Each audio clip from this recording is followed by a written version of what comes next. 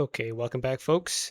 Lines of battle once again, and we have the return of my main man Steel, who has taken like I think like a 2 month break from gaming overall, but he's back, and this is his first Lines of Battle replay that I will be featuring on my channel. There's been a drop in uploads on my end because I've got a lot of IRL stuff going on. So yeah, we'll just see what we can get out of it. So Steel's Army Comp, we've got the regular line infantry. We've got four guards here. Grenadiers, sorry. Four grenadiers. He's gone for four medium cav. Okay. For artillery, we've got two 6 pounders and one 12 pounder. All right. And for his light infantry, we've got a stack of skirmishers, six of them, and two light cav. Okay, so very well balanced, well rounded army composition. Nothing fancy there. Now his opponent, right? Two grenadiers and a militia unit. Okay, so he's gone main line, stacked a bunch of regular line infantry. Got two dragoons. He's got one extra skirmisher for his irregular forces, and he's gone for three light infantry divisions. Okay, all right. So yeah, both sides, pretty. Yeah, in terms of army composition, pretty even. No one here is going for anything too drastic. Um, in terms of the irregular forces, I'd say they're about even, to be honest. Yeah, so the one extra skirmisher be enough. Yeah, okay, I take it back. I think blue has just because of the more amount of light units that he probably has a slight advantage in the opening here. Whether or not Steel can leverage his advantage in his light cav, that remains to be seen. We'll have to find out. For artillery, I didn't check that out. Three 6 pounders. Okay, so Steel has one 12 pounder. So in terms of artillery, he's got a slight edge in that. Yeah, if Steel can get some plays with his cav, because he's brought a lot more cav. His opponent here only has these two dragoons. So it's two dragoons against the four dragoons and the two lights. Yeah, okay. It'll be interesting to see what he can pull off there. Right. In terms of the map, so the guides that I was reading from before, they're all outdated, as it was mentioned in one of the previous videos I posted by a commentator. Capturing the main victory point, the big star, it doesn't automatically win or lose the game. It just shifts the bar at the top, the victory points for the end game. And apparently, going after the victory points overall, they're not as important as I thought it was because the guides I was reading, they were all outdated. So that's something to take into consideration. In terms of the map, got a slight hill to the left here. Got some woods and forests on the right. Hmm. I I think Steel is slightly favored here just because he can put his guns in this forest over here. Is going to have a little bit of a harder time trying to maneuver forces in and around here. He'll be going off open terrain basically. He's got this part here, but it's really small. I don't think he's going to be able to leverage that and get much play out of it. Going up on the elevation here, he might be able to get good vision if he goes up on this hill over here, and he might be able to spot some stuff coming up on this side of the flank. Well, remains to be seen. Yeah, okay. So that's the map analysis. We'll go with the first turn. Actually, no, we need to go over the deployment. Okay. So deployments. Steele's gone for two columns of infantry. He stacked them up on the left and right, going down the roads. He's put his 12 pounder artillery on the left flank, stacked his two 6 pounders on the right, spread out his skirmishers to, yeah, two groups of skirmishers to go along with each column infantry. And he has stacked his light cav on the left side here. And his dragoons have been split up to each column. Okay, so a very, very balanced deployment. Just the light cav on the left side here. He might be going for the hill on the left side here and get some early vision over on this side. Okay, we'll see. His opponent, no, okay, he didn't go for any real columns. He's put everything into column formation, but he spread them all out. He's also spread out his artillery. Yeah, very, very, very symmetrical deployment. But he's now started to pivot off to the right here. So he might be trying to go for this side here. This patch of forest is closer to him, to Blue's deployment zone. So he should be able to get there first. Yeah, we'll still actually contend with that. Okay, we'll just have to find out. Okay, forgot I can use the good old-fashioned fog of war mechanic in the replays. War of Dots doesn't have this. So we'll run the timer here. Actually, hang on. Let me speed it up. 5. When the shooting starts, we'll go to back to 0.25. Okay, right. So he did go for the light calf, push up on the hill, try to get some early vision. He's not quite on the elevation just yet, so he hasn't spotted anything. Right. On Blue's side, Blue has already made contact. He can already see some of Steel's deployment. Oh, hang on. Why did that not show up just now? Okay, both sides have detected each other slightly. So this is what Blue can see in turn 2 going to turn 3. See the lead elements of the left side column, and you can see the lead skirmishers from the right. Can detect this one artillery piece here. That should be enough to tell him that there's, significant infantry forces behind on this side here. Going back to Steele's point of view. Okay, Steele has a much better uh intelligence picture right now. He's basically spotted almost the entirety of Blue's army right here. He basically knows the strength, army composition, and disposition. What is he missing from this picture, actually? Let me just switch it. Yeah, he has spotted the entire army. Well, good on you, Steel. Didn't need the cav to go up on the hill. All right. You have a slight advantage here. You can tell that Blue is slightly pivoted to the right flank here. That give enough opportunity to do some flanking plays. Probably not this early on, but it's a better to know these things than not to know them. Go on forward. All right, on to turn 3. Okay, we have long range shots being fired, 12 pounder opening up over here. Hmm. He's firing at the light infantry? At this point in the game, it would have been better to just try to counter battery Blue's artillery because they're out in the open right now. You've got the vision on that. Right. You've got the skirmishers out front. You know that he doesn't have anything that's hard pushing this side. You're deploying the infantry into this forest. Excellent. Good cover. Provide good vision. Cavalry is deployed into the center. All right. I like this. You're slightly pivoting the cavalry from the right column off to the left here. You might be able to get some plays on this side here. Right. We have a cav action that's about to go down here. The 2 lights against the 1 medium. The leftmost infantry column is still moving up to deploy. I wonder what your plan is for this. Because if you want to try a flank attack, right, you're going to risk splitting up your army into 2 distinct groups. And that might give enough time to Blue to isolate one of the flanks and then feature in detail. Whether or not he'll do that, that's how the battle will develop. That's how that is. One medium cav on the far right here. He's not going to be able to do much.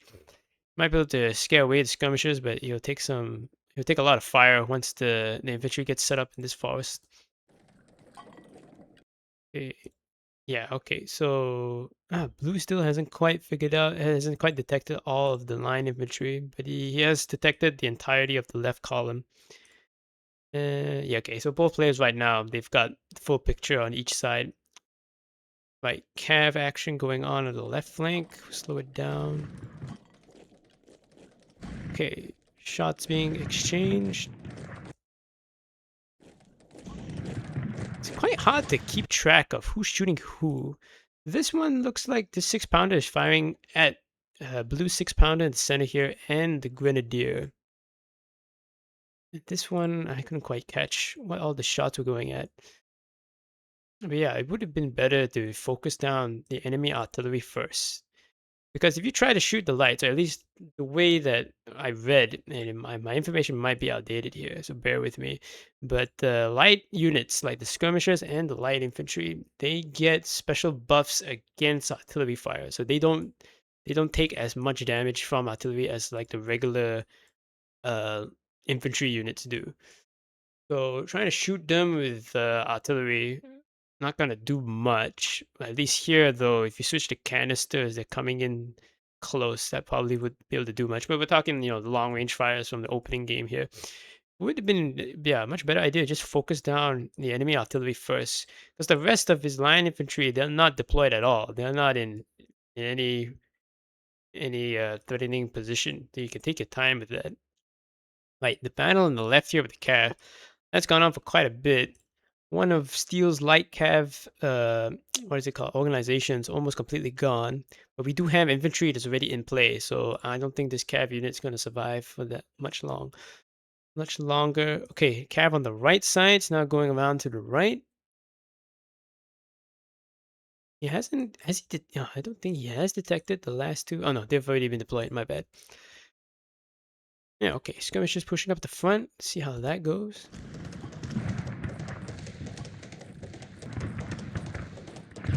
Yeah, there are artillery shots that are going against the line infantry in the back here. Yeah, no. Should just focus down the enemy artillery first. And then if the light units get close, then switch to canister and hit them. Okay. So we've got the cav battle left over. Blue's dragoons are now in disarray. The cav on the right is just going around for a field trip. Steele had decided to push out of the forest entirely. And it's gone. Okay. This you deployed these two guys right out here in the middle. They're in open terrain up against 4 skirmishers and 3 lights. They have no support from anybody out here. I mean, it looks like there's support, but these guys have been taking a long time maneuvering around on the edge here. These guys are just basically fighting the entirety of Blue's army at this point. Um, these guys are not doing much. And this is dangerous. You're just giving them free shots at this point. It would have been better once you realized that Blue has shifted a little bit more to the right than to the left, and the fact that you push very heavily with your light units onto this hill. I would have recommended you to have pivoted all of your medium cav onto this side of the hill and then push down here, because he's got nothing in terms of skirmishers or cavalry. You have a massive advantage in cavalry, as we discussed in the army composition phase. So that was a play that could have been done there. And we are in a position where I said, would be bad for you, is that Blue has managed to force the engagement here. You've given him the engagement. Now his entire army is much more well concentrated. Yours is all spread out. Your artillery fire is not doing that much at all, because it's all spread out as well, and you're firing at what I would consider to be the wrong targets. And yeah, this entire flank right here is just hanging out here, and they're not doing anything. Do you still intend to push the hill with the infantry? That's going to take some time, and I'm not sure if you have enough time now. You've given up the cover here, so you've put everything in the open. You do have time to put them back in. Blue's artillery is not too focused on that flank. So yeah, you can definitely put them back in and hold this piece of terrain here. Here's another thing, because what I've read on the guides here, you don't want to just leave the artillery out in the open like this. You want to have everyone, mixed in with each other. Sort of what Blue is doing here. As you can see, Blue has got his infantry near his artillery, and he's also got his skirmishers near his infantry and artillery. It's just that, the way he's positioned them, they're a little bit loose, but it's there basically. If he wants to start the engagement now, he switches everybody to line formation. You'll see him deploy a massive line with the artillery in between and the skirmishers out in front. That's like perfect formation. But over here, still, you've got everything and everybody all over the goddamn place. I think that's what you meant when you commented that the guns don't do anything. It's because you have no force concentration whatsoever. And Blue, he's about to eat you alive on this flank here. Okay, shots still being exchanged. That's a big hit right there. That's a big hit. This guy's about to lose all org. Okay, so we're pushing up with the cav here. 3 cav units and 1 infantry onto the left hill. We still haven't pivoted the main column here. Skirmishers now moving out. 1 cav on the right side. Okay, that's completely fine. You want to keep 1 cav to counter his cav. Just keep somebody there. They're not pushing out in open terrain with just 2-line infantry in column formation. Once again, you have no skirmishers. His skirmishers are having a field day here. Quite similar to what's happening here. You did manage to break one of his light infantry divisions. That's good. But at what cost, right? At what cost? This guy is already at half org. He's in column formation and pointing to the left here. He's giving flanking fire. Oh boy.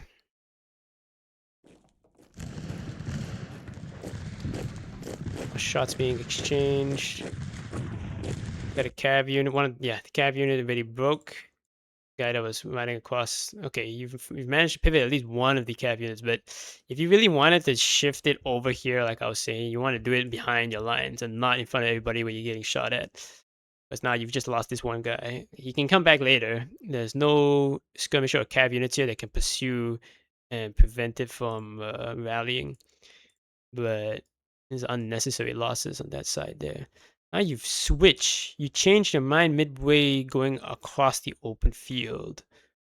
No, not a good idea. The best thing is that these guys haven't been shot at by artillery. Blue is busy concentrating in the center here, which is probably the right play. Because he knows now, because you started off with the advantage of better intel recon for the first opening turn. But after that, he then got the full picture on your composition and disposition. And he can already read that you've got nothing on this flank. This cav unit's also already scouted out to the back here. He knows you've got nothing here that can actually pressure anything. So he's not concerned with that flank at all. Now, on the left side here, you've got a good play, possibly. It's taken a long time, though, to get this infantry column up here. Turn 7 out of 17. Oh, we got the skirmishers charged artillery in the center. Yikes. Okay. Yep. This is why you need to keep the other units all together here. Now, is he gonna get anything out of this? Wow, he did actually. Got something out of it a little bit. He's pushing it back. Okay, you switch from column to I don't remember what this formation is called, the normal formation. Um, you got a flank charge here by the skirmisher, so you counter with the skirmisher. But yeah, he's put a lot of pressure on that one artillery unit over there. You charge the center. Oh my.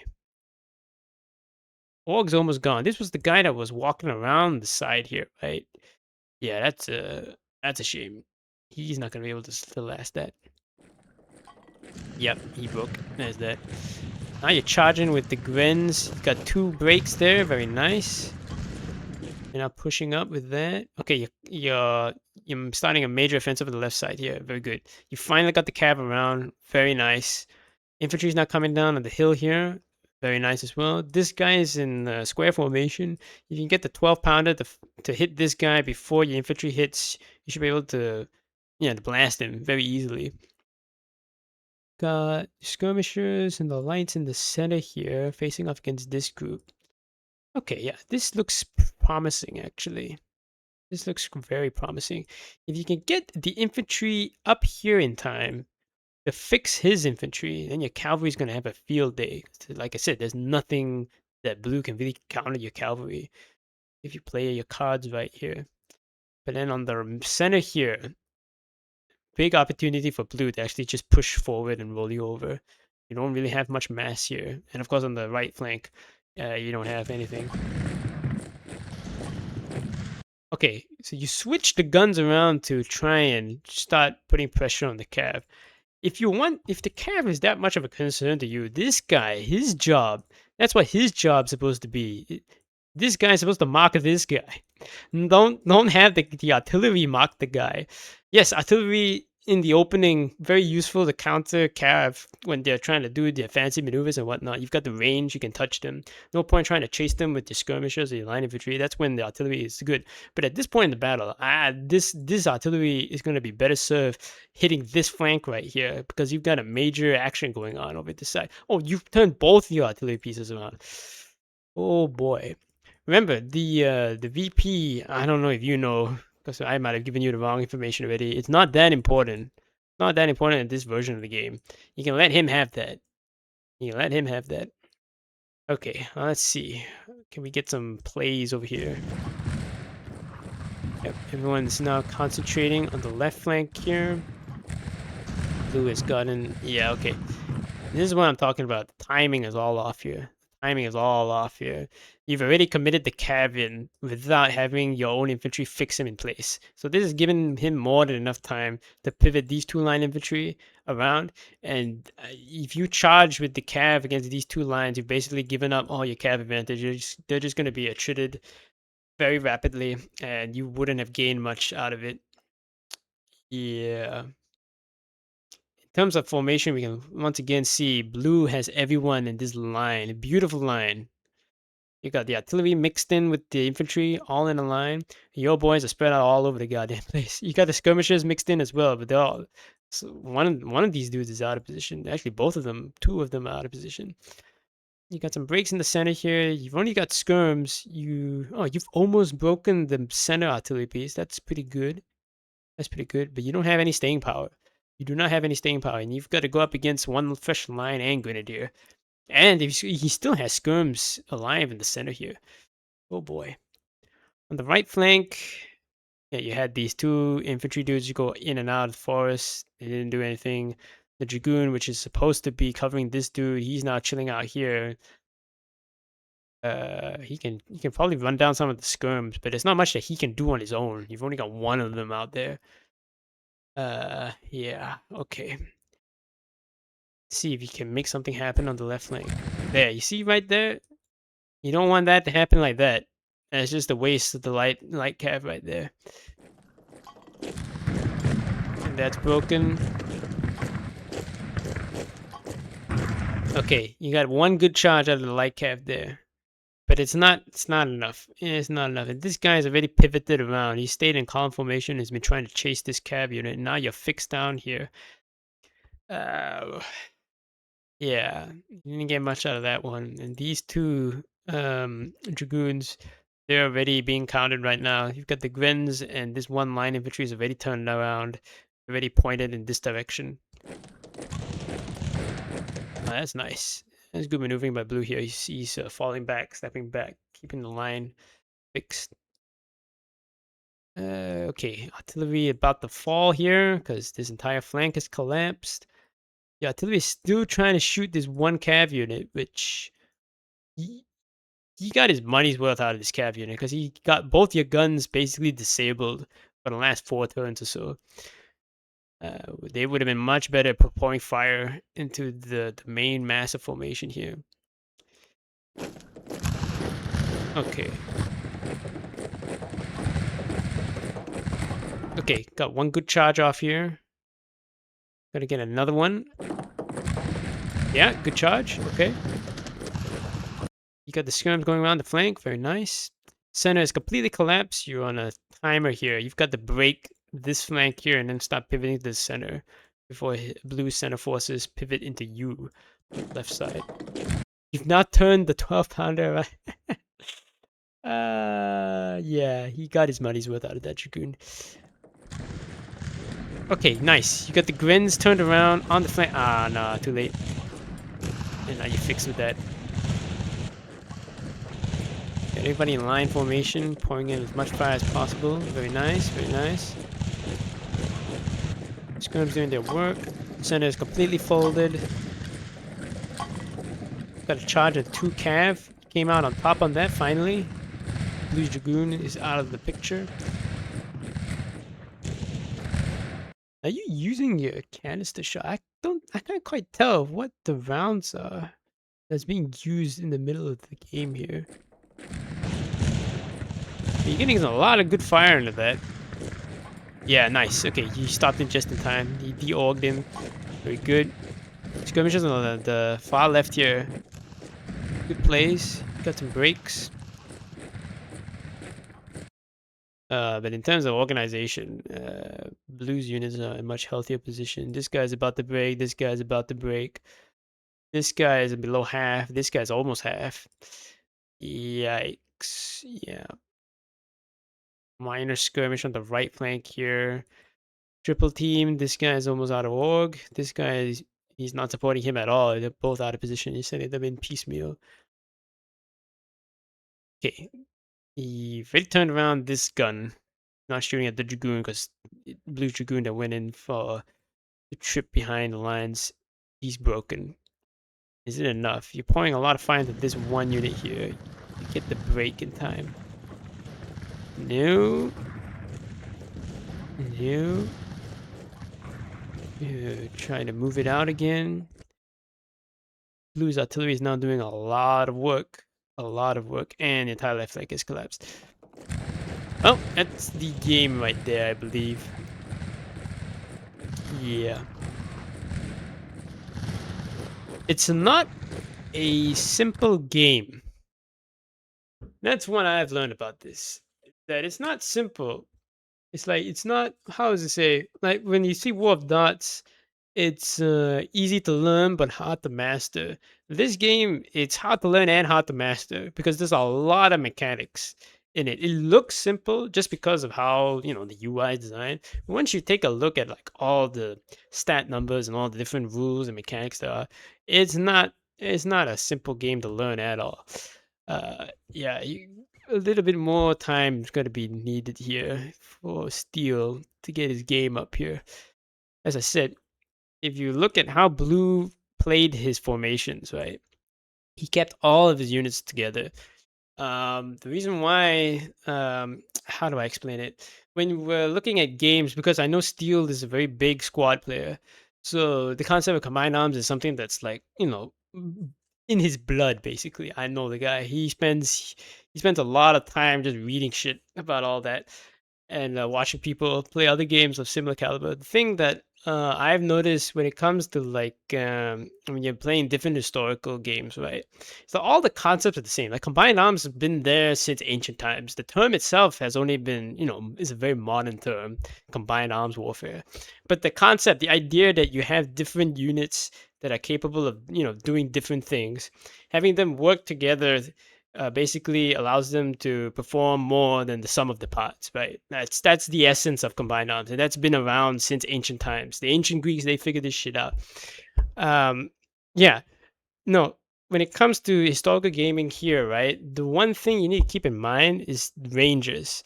Because in modern warfare, everyone can basically hit anybody the moment they can see them. And in most cases, like in fighter combat, you can hit the guy way before you even see him, right? So it's the same principles here. The only thing you need to get your head around is the ranges. Everything here is still the same. You still need combined arms, but it's just that you need everyone to be like really close to each other, and then it works. We can see here in the way that you deployed your forces is that you understood the concepts, but mechanically they did not translate into battlefield efficiency because they were just all too far apart. It looked, if an amateur or somebody that didn't know much about the game, it looked like you knew, you understood the concept, but in reality, it wasn't working out at all because everyone was just too damn far away. You had no support. There was no actual combined arms going on your side. Blue, on the other hand, he had beautiful combined arms just because he had everyone all stacked together and they all played their roles. You had the infantry cover the artillery. You had the artillery do the counter battery fire from the get go. And you had the skirmishers all grouped up very nicely and in front of the main body. And in this case, Blue stacked them on the right flank here and made a lot of plays. And basically, you played into his game on that side there. You send a couple of line infantry straight into the realm of skirmishers in the middle of the open field. Yeah. The artillery plays, you need to get them concentrated. You need to get them concentrated, and you need to not shoot random one dragoons that are going around in the back lines there. You've got far more juicier targets to shoot at. That's basically the only two big things really that I'm seeing here. Yeah, it's just gonna take time and experience because you already know all the concepts. You've played far more advanced war games than this steel. So yeah, just gonna take time. That's about it. Hopefully, I explained it properly and pointed the things out where they happened properly. Yeah, so that'll be the end of this video. If you made it this far, thank you very much for watching.